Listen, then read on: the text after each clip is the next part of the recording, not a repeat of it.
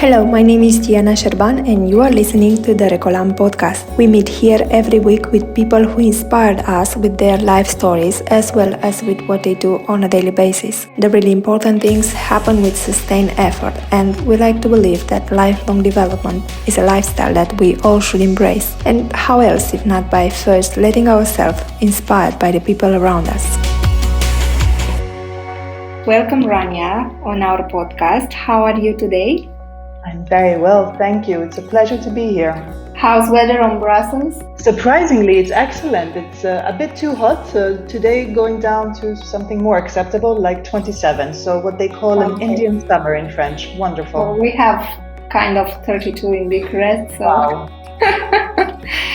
Courage. Yeah. Rania, which is the origin of your name? I'm Greek, and my full name is Ourania. And Ourania is the muse of astronomy in ancient Greek mythology. And Ourania is a short form for Ourania. Ourania is not very common as a Greek name, and it's quite heavy. So most people call me Rania. It's easier, and it comes across as more friendly in Greek.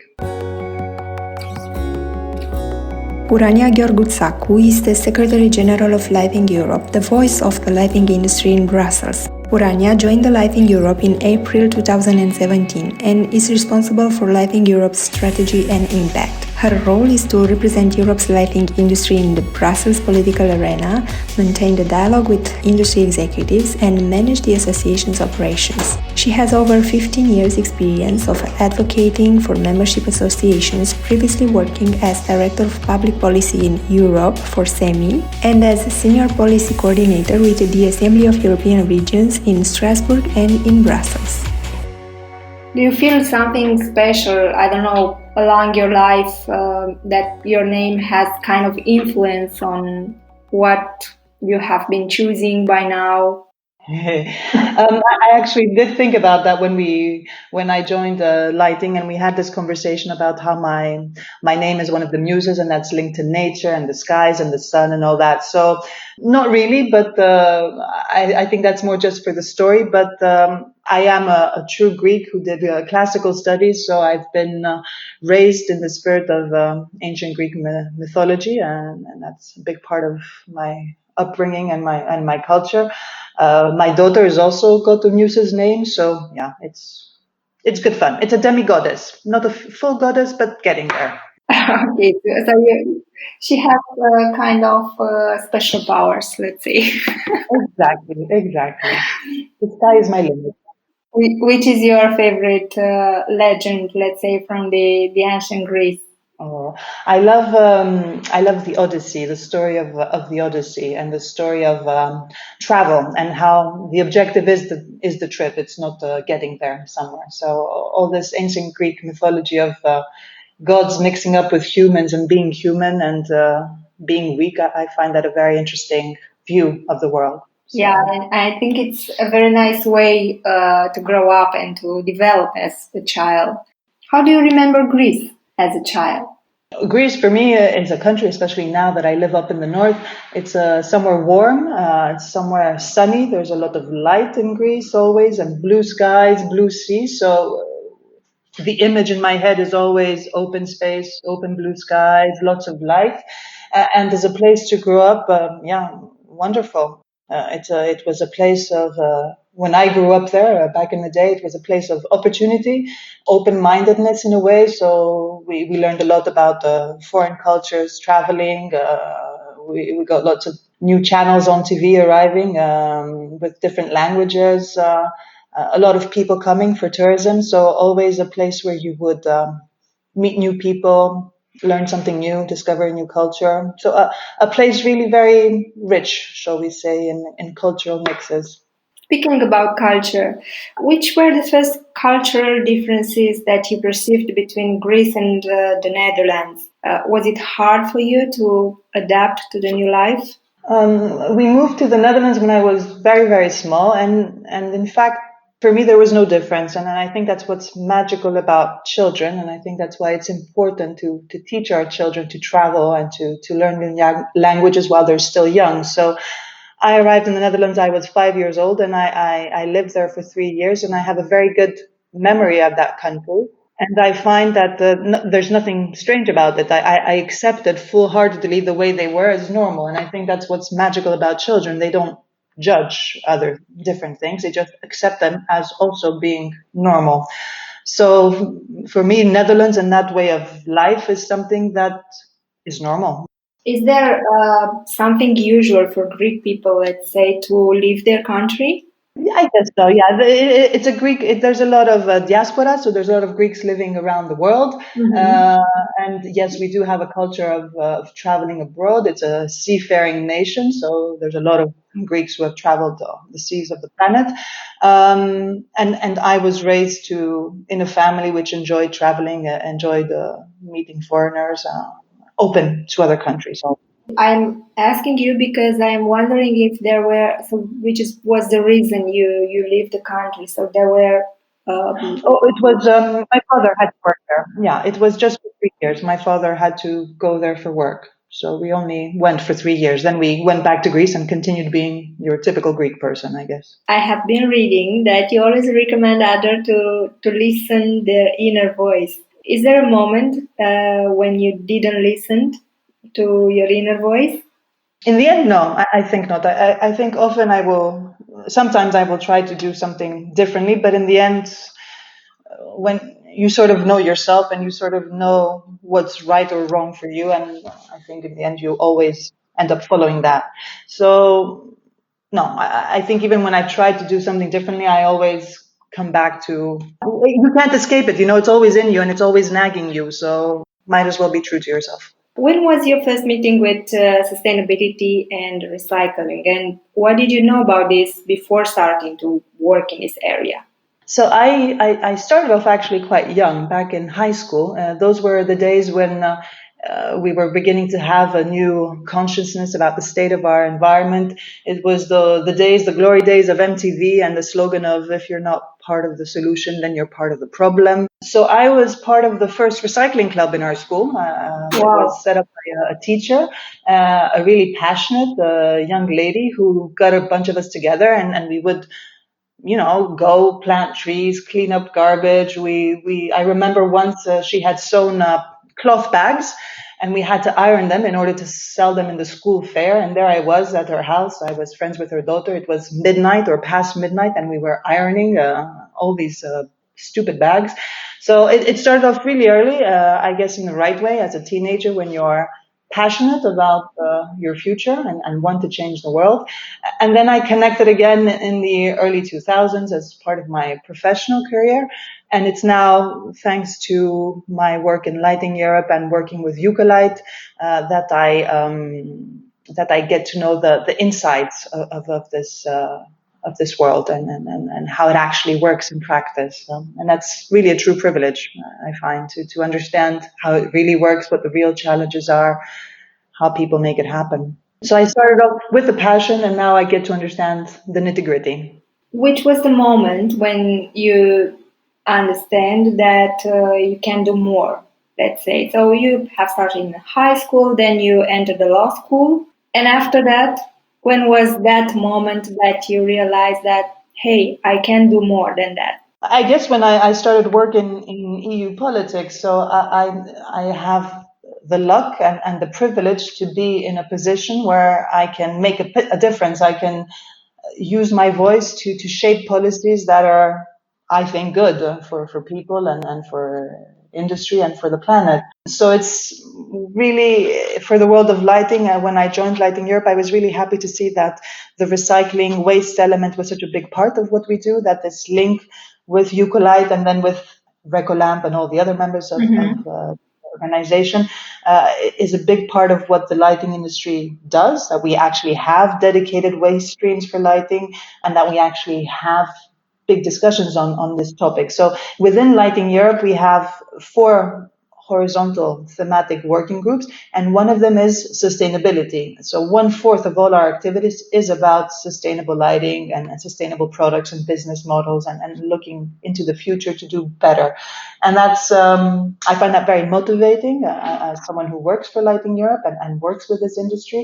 And I find it very privileged to be able to have these conversations about, okay, we make products, we are responsible about our recycling, we have improved the durability and lifetime, we have improved the quality, and what can we do next? There's always this question of what are we going to do next? And I really appreciate how we can continuously challenge ourselves to do better.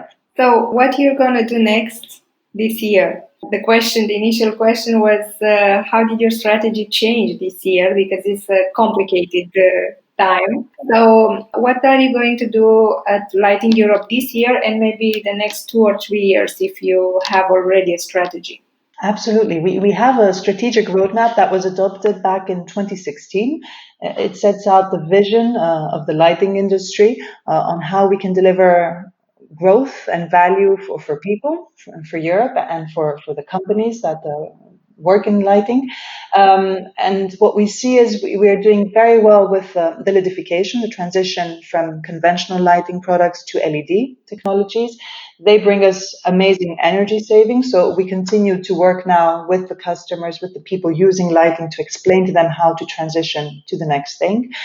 What will really now drive value for people is human-centric lighting. So this idea of delivering the right light at the right time and at the right place for every one of us, and using smart systems. Those are our strategic priorities. And I think now, with the crisis, it's been difficult on everybody, this pandemic, first of all, on a human level. Slowly, we try to relaunch economies across Europe. Companies are opening and are ready to go back to full swing. So we have a good opportunity now in Europe to renovate, to as we invest in renovation, as we invest in relaunching the economy, to encourage people to move to the next best thing. So to upgrade lighting, renovate buildings, install smart systems, install human-centric lighting. So lighting that changes depending on the time of the day, depending on who's inside, depending on what activity you do in there. So, I mean, if you think about it, also with this pandemic, we've learned that we spend most of our life indoors. We already did before. We spent 90% of our time indoors as humans, even though we are animals, and even though our biological clock is timed to the sun, to natural light, we spend our time indoors with static light. So within the lighting industry, our ambition, our vision is to deliver human-centric, so dynamic, tunable lighting to everybody. And with this crisis, our priorities do not change. On the contrary, I think we have to use this as an opportunity to accelerate that transition to these new technologies. They are there, the technology, the innovation is there, and we just need to install it really and get people to use it and benefit from it. So we are using this current crisis as an opportunity to encourage people to now move to the next step, to not talk about it, but as we're making all these investments and trying to kickstart the economy, let's renovate the hospitals, let's renovate the schools, let's renovate the offices, all that, and deliver that. What do you mean by who is inside? It depends on who is inside. Can we make a practical scenario, let's say, between a child and an adult? We should take into account different kind of light. Yeah, that's a good example. So, for example, what's important to know is that light, in fact, impacts our bodies and it impacts our mood as well. It's not just there for us to navigate our environment and be able to see and feel safe. It also impacts how we feel and it impacts our body. So the first biological thing is actually this circadian rhythm, the body clock. So light impacts your body clock. So in the morning, to wake up, you need bright white light to feel energized. And in the evening, when you go to bed, you need lower levels of more yellowish light to relax and get the melatonin being produced in your body so that you're ready to go to sleep. And then we find out increasingly more things about the impact on the biology of humans.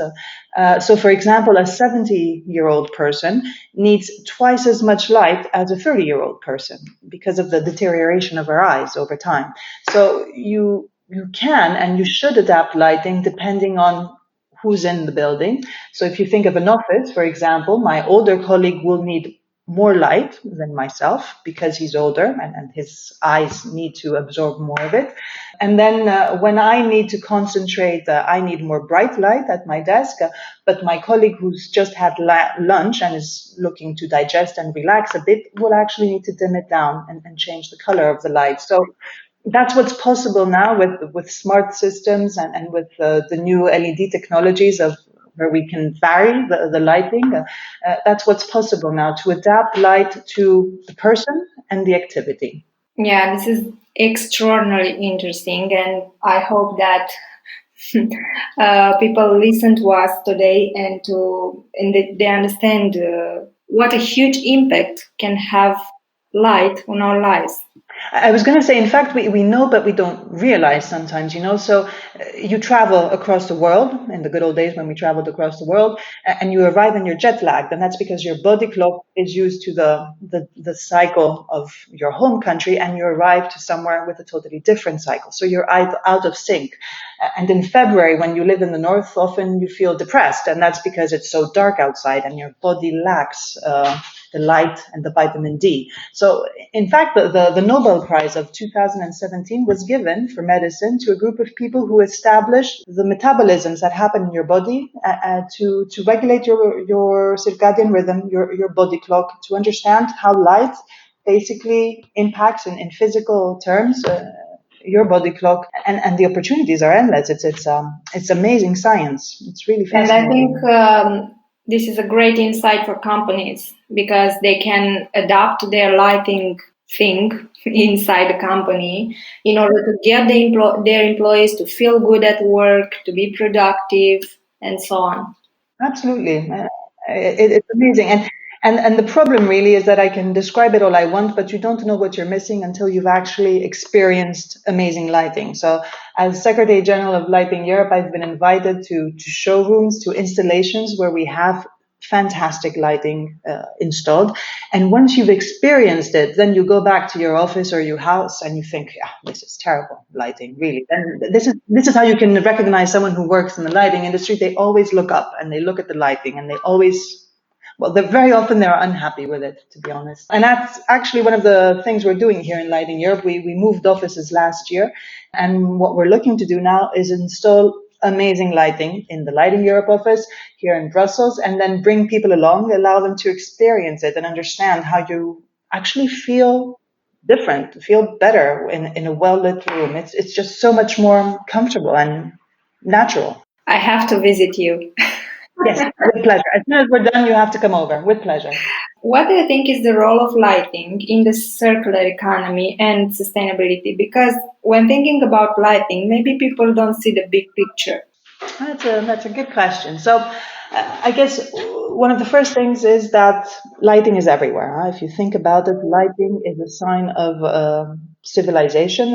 Where there is a built environment, we tend to install also lighting so that we can basically operate for longer and indoors, to have light at night and light in buildings, in infrastructure. Lighting has made a really good progress in terms of sustainability. First of all, if you think about energy savings, so we are down to, if you take an old incandescent lamp, 60 watt, with an LED lamp of 46 watt today, we are spending 90% less energy in that single product. So this transition to LED technology has really allowed amazing energy savings in our homes and in our public expenditure. The next thing is that we've really managed to improve lifetime. So LED lighting compared to older technologies lasts way much longer. So 50,000 hours, which is, if you think about your office that you light up, let's say 4 or 5 hours a day max, that's about 20 years lifetime it can work out to. So we're really doing very well on durability. We have a strong history in repairability. You will think of old luminaires where you would unscrew the lamp, put in a new light bulb.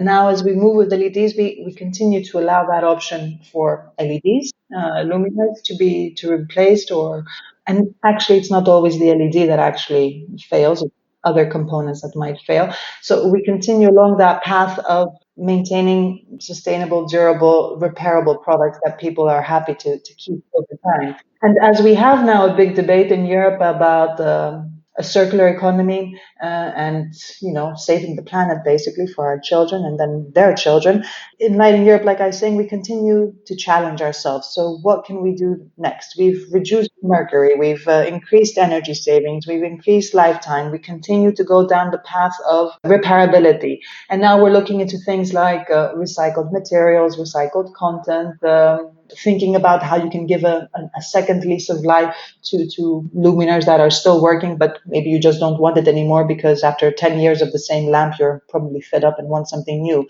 So all these discussions which take place in across Europe now and here in Brussels, we take them inside in our lighting world and we think, okay, what can we do as an industry? And when we look at our products, what can we offer?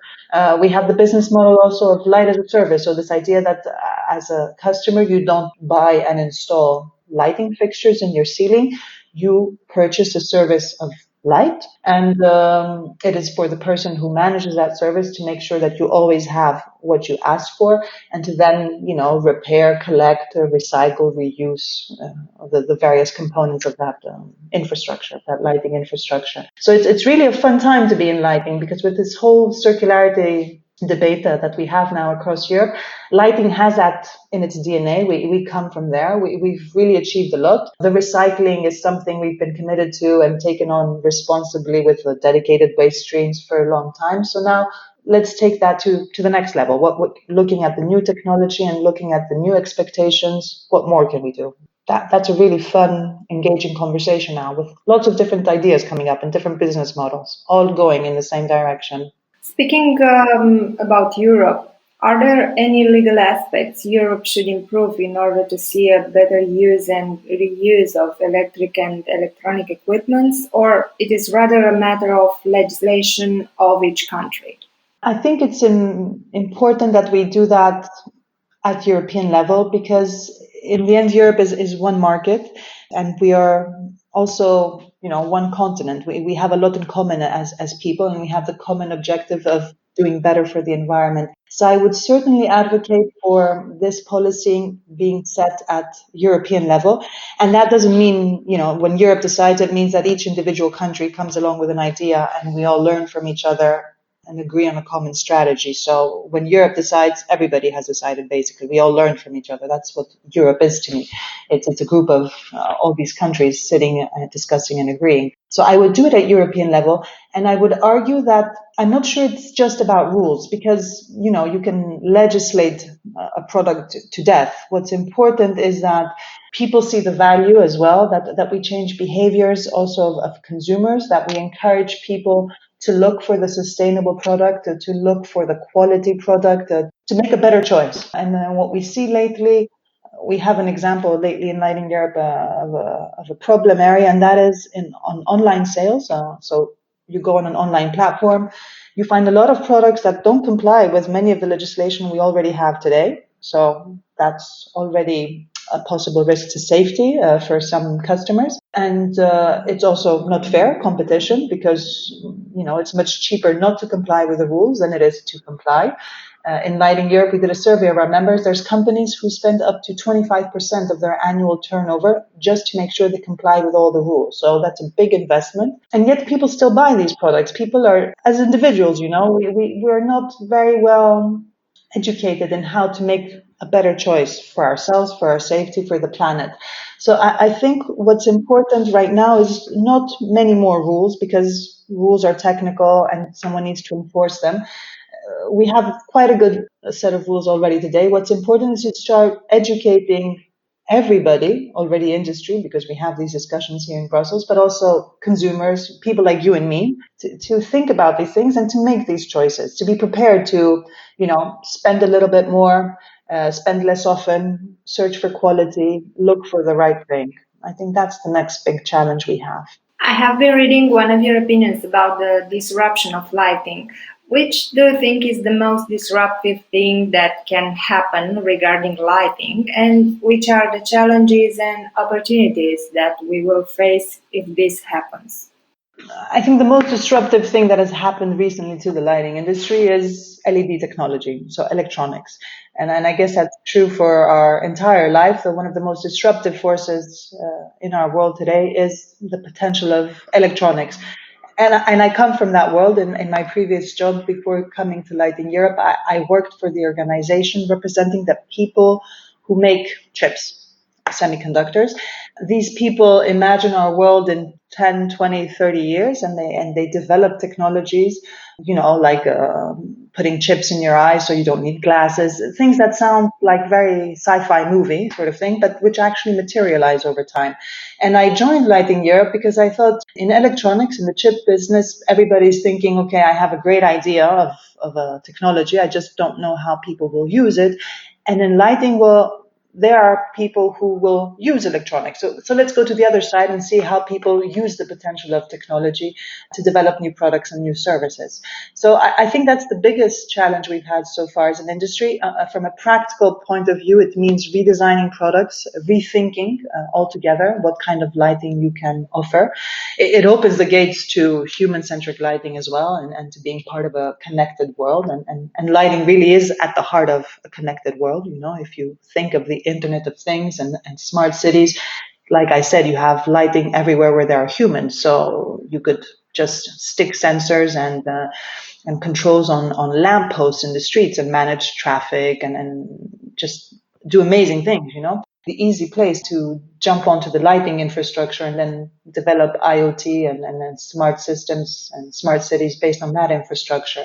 So I think the most disruptive thing is that in terms of products and services, and internally within the industry, it means you have to rethink who are your suppliers, who do you talk to, what is your value proposition now. You have to reinvent yourself as a company. Generally, I think as a world, we're on this verge of, the great big Internet of Things, the IoT. Nobody really knows what that world looks like, but it becomes more and more concrete every day with the smart stuff we get in our hands and around us. And I guess with the current pandemic and being locked up, we've all had the benefit of amazing technology and being able to keep in touch and see each other even at a distance. So interesting how that will change our world as well. You said in a previous interview, I sometimes want to cringe and perhaps hide for a while. Which are your coping mechanisms during hard days? I guess what's most important is to breathe in, breathe out, and just keep doing that. Relativize, we all have good days and bad days. Put things in context and breathe in, breathe out. Relax and just keep going. It'll be better next time. Even when you have a bad moment, it's always a lesson learned, and lessons are good in life. So it's always good to learn something new. So yeah, just keep going. Never take it personally. Just accept the lesson and carry on. Is I guess what I would do. Do you have a special tea or coffee that you drink during this moment? I am a big coffee drinker, and I will typically not drink a coffee when I'm nervous because that would definitely not help. No, what I tend to do is just step outside, put myself, on the side, just release the energy a bit, and then go back, recenter, and go, okay, now carry on. It's just life. Life goes on. I used to be a smoker. I don't do that anymore. So yeah. Congratulations. Thank you. It's been a while. It took me a while, but I managed in the end. So yeah, just relativize. It'll be fine. Also, you think assuming responsibility and learning from mistakes is important. Which is the best lesson you have learned by now? I think the hardest one, the one I'm still learning, is to assume nothing. So we all walk around thinking we understand the world and that most people will see things the way we do. And that is really not true. And I don't know why I can still make that assumption that what I see and what I understand is also what you will see and understand. I've been living and working abroad now with foreigners for over 20 years, and yet I still make that mistake, basically. I think it's important to remember to put yourself in other people's shoes and other people's skin and see the world from their eyes, from their perspective. My job is all about building consensus, liaising between people, helping them understand and reach a common solution and a strategy that they can both agree on and act upon. And yeah, to do that, to make that consensus, you need to be able to listen to everybody and then help them find common ground. So assume nothing. I've written that down on my desk. Yeah, speaking of your job, I think when you have started working in public affairs, it was a little bit counterintuitive, taking into account that you used to assume different things and expect people to react in different ways. Yeah, but Europe is magical in that way, you know. I started off working in European policy back in the early 2000s. It was before enlargement, and I worked in an organization which brought people from across Europe, both EU and non-EU. And I discovered that we're all the same, basically. We're all driven by the same sort of motivations as humans.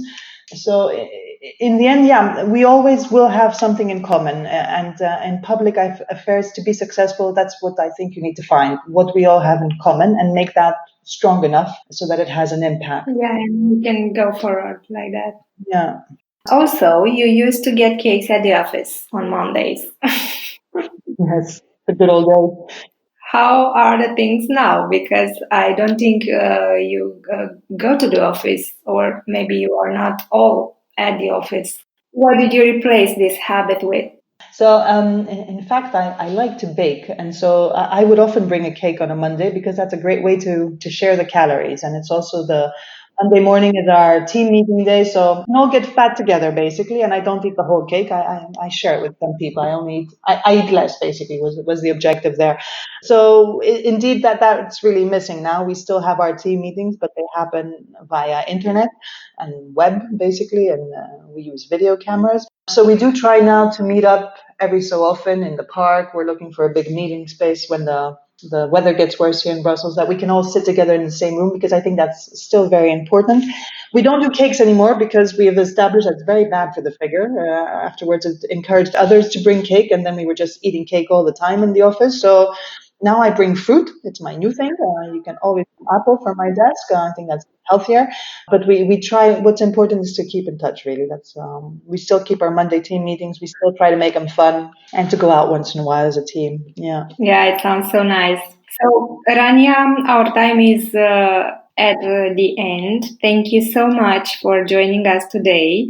It was a great pleasure. I want to meet you in person sometimes. It will be my pleasure. Yeah. Thank you very, very much for the opportunity and the interest. I really enjoyed our talk.